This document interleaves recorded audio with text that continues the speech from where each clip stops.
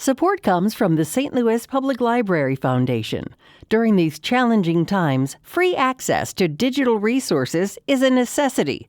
You can help our community stay connected. Support your St. Louis Public Library at slpl.org. From St. Louis Public Radio. This is the Politically Speaking Hour on St. Louis on the Air. I'm Jason Rosenbaum. Illinois Democrats picked Lieutenant Governor Juliana Stratton as their nominee to succeed retiring U.S. Senator Dick Durbin. Stratton defeated two sitting Democratic members of Congress, and during her victory speech, Stratton stressed that she would bring the fight to President Donald Trump.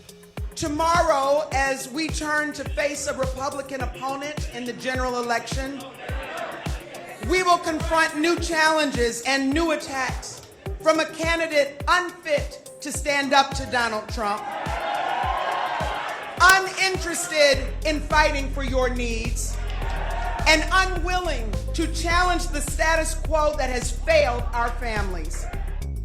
Stratton's win topped an eventful Tuesday, which featured huge Democratic turnout. That signals the challenge Republicans have to claw their way back into power when Illinois is drifting more and more toward the Democratic Party.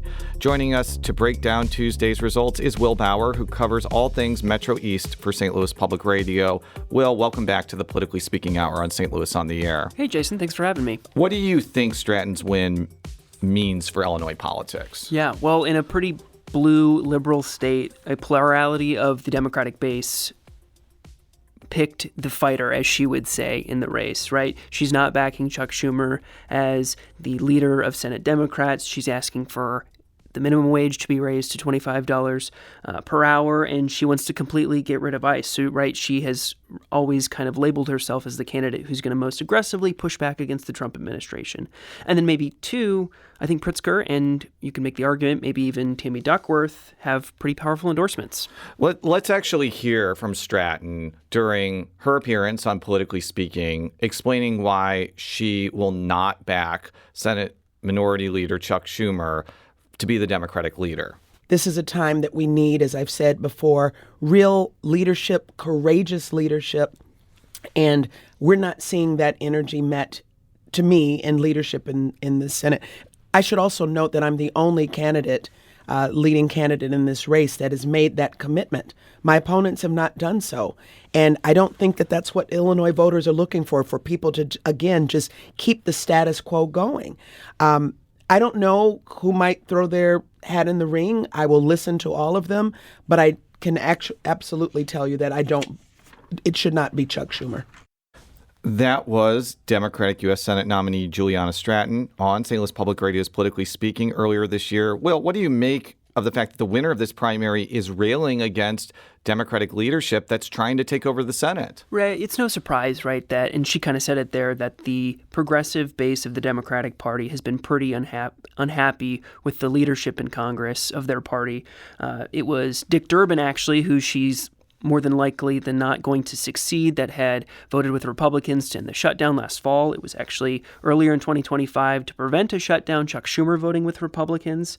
And I think national politicos had definitely been watching this race like they were maybe watching the Democratic primary in the Senate race in Texas to kind of see what the vibe of the Democratic base was feeling going into the midterms in terms of how, what kind of stylistically they would pick for their representatives. And I'd be cautious to say that this race maybe can be extrapolated out to the National Democratic Party, given that Illinois is such a blue state. But at least in Illinois, 40% of the Democratic base said they preferred that message and they would like their Democratic Party to fight more aggressively.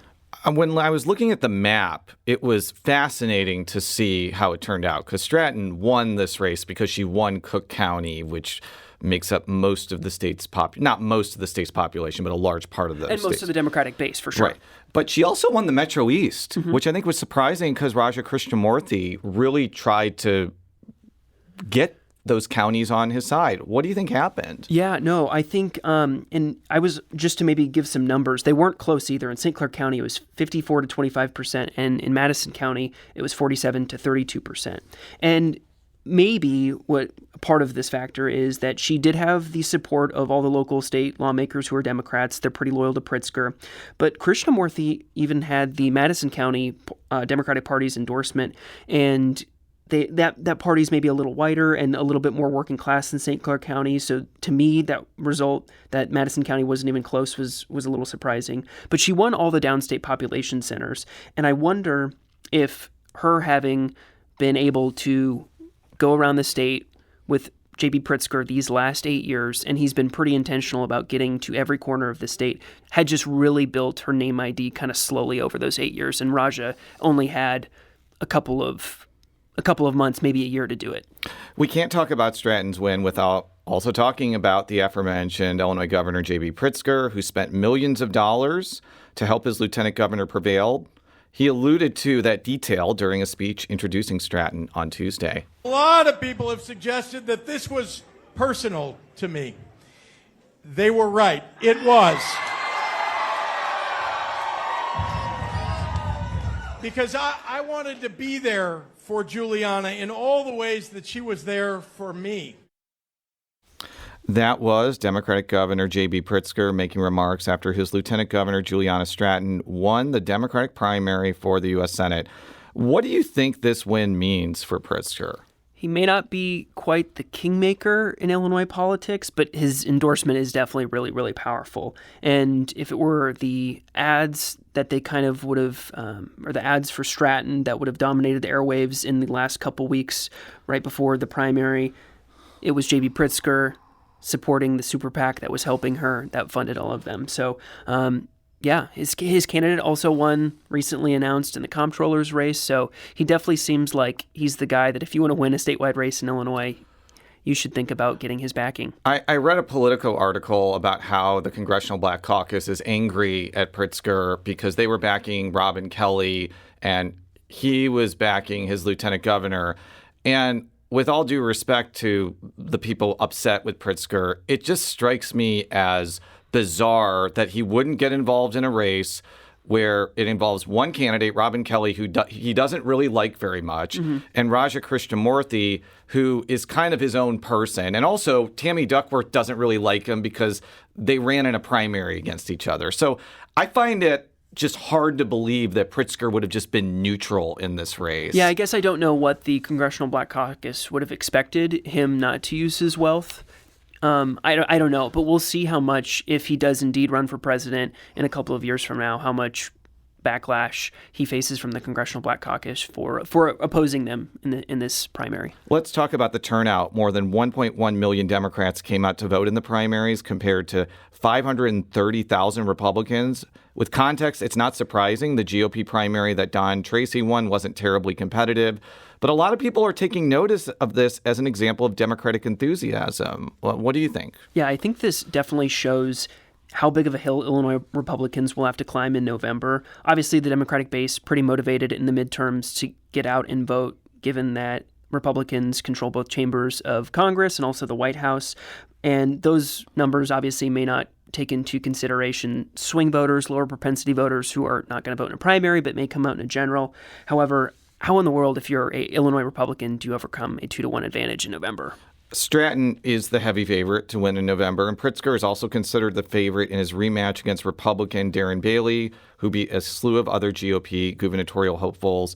Given that Pritzker just annihilated Bailey in 2022, which was not a good year for Democrats, why would we expect a different result in a year where it could be, at best, like a good Democratic night, and at better than best, a Democratic blue wave? Yeah, I think you're going to need to see something go terribly for Democrats in the Illinois legislative session or a scandal to break out, just given that, yeah, it's going to be, in theory, going to be quite a bit better year for Democrats than 2022 was. And it was only 12 points last time, but if Darren Bailey can get within 12 points this time, I think that's a win for him.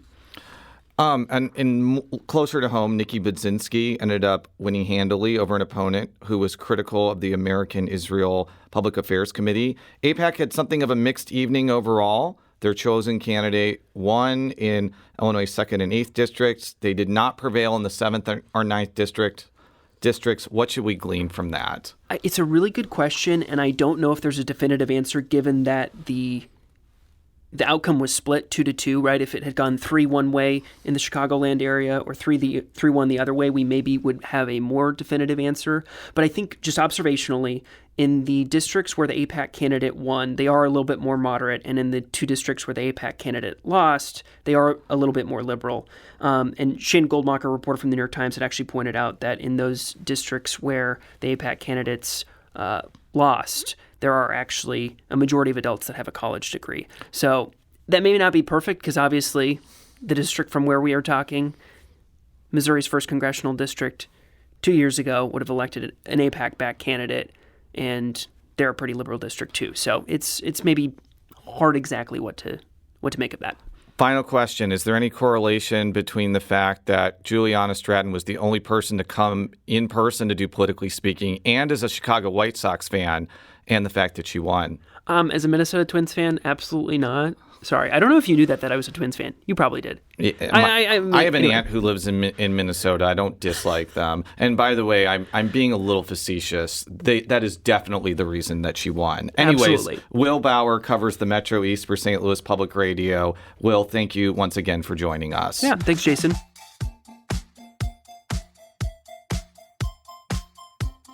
Today's episode was produced by Jason Rosenbaum. Our audio engineer is Aaron Dorr.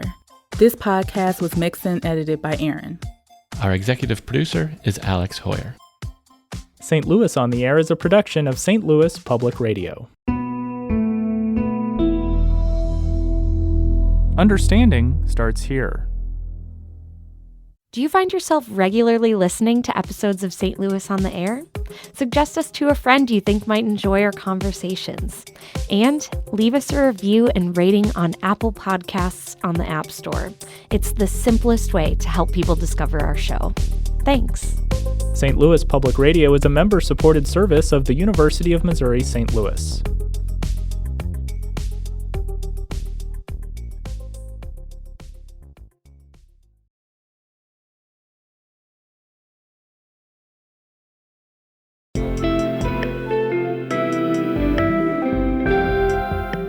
The Gateway brings you the day's news each weekday from around the St. Louis region and the state capitals in Jefferson City. Our schools are accredited.